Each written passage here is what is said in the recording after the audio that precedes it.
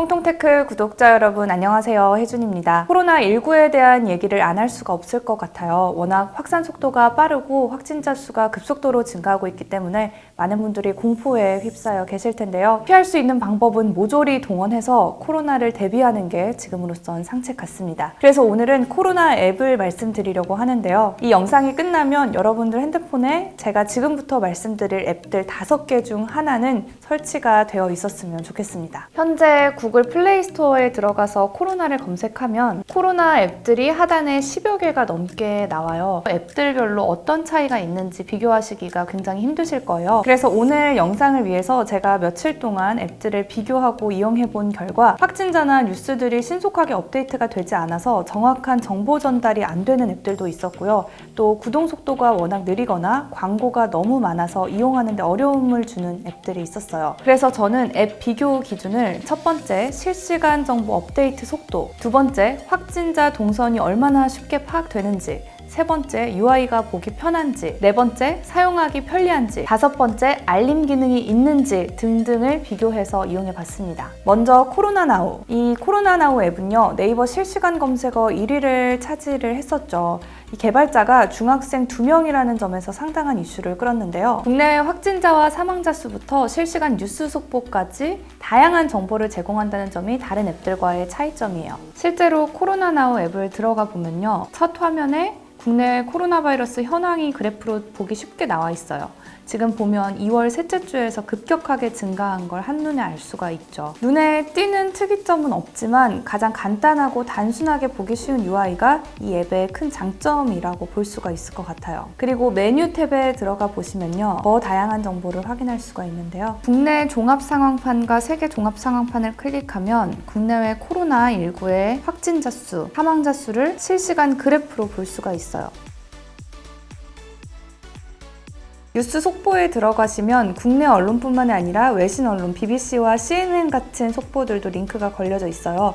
지금 가장 최신이 3시 17분, 현재 시간 3시 21분이니까 업데이트 속도가 굉장히 빠르다고 볼 수가 있겠네요. 다만 이용자의 수가 갑자기 증가해서인지 서버 접속 속도가 느려진다는 단점이 있었고요. 감염 이동 경로는 아직 제공되지 않고 있습니다. 그리고 제가 중요하게 여기는 푸시 알림 기능이 없다는 것도 아쉬운 점으로 꼽을 수 있을 것 같아요.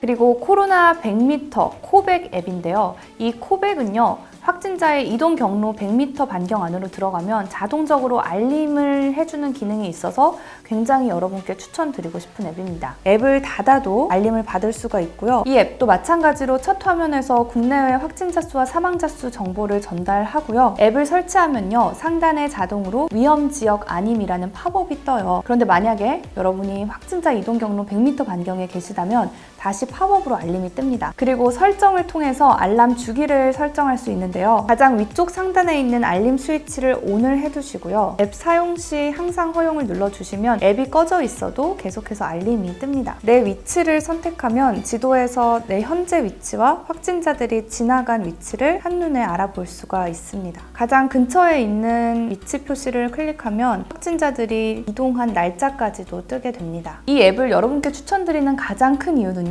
길을 걷다가도 확진자 이동 경로를 파악하지 않고 스마트폰을 보고 있지 않아도 자동적으로 진동으로 알림이 뜨기 때문에 확진자의 동선에서 자발적으로 벗어날 수 있다는 것, 조금 위험 부담을 줄일 수 있다는 것이 이 앱의 가장 큰 메리트입니다. 코로나 알림이는요, 확진자의 이동 동선을 파악하기에 쉬운 앱인데요. 확진자별로 색깔이 다르게 되어 있어서 첫 화면에서 동선을 파악하기에 편리한 구조로 되어 있어요. 확진자가 언제 어디를 방문했는지만 제공해주는 코로나 맵과 달리 추가적으로 더 많은 정보를 제공하고 있습니다. 다음은 코로나 닥터인데요. 앱 이름에서도 알 수 있듯이 각종 병원의 정보가 이 앱에서는 제공이 됩니다.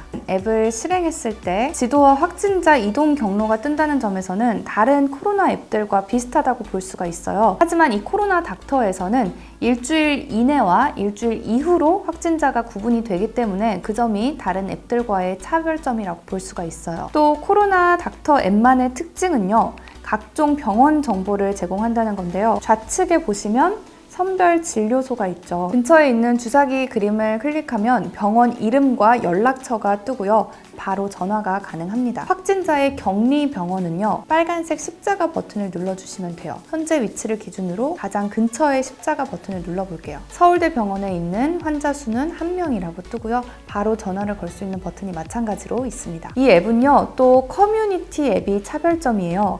이용자들끼리 서로 정보를 공유하고 대화를 주고받을 수 있는 커뮤니티 사이트가 있습니다. 또한 자가격리 시 주의할 점이나 백신 개발 현황 등 코로나19 관련해서 궁금증, 문의사항들은 FNQ 화면에서 하실 수가 있어요. 그런데 이 답변들은 정부 공식 답변이기 때문에 신뢰 가능하고 믿으셔도 됩니다. 이 코로나 닥터 앱의 유일하게 아쉬운 부분이 딱 하나 있는데요.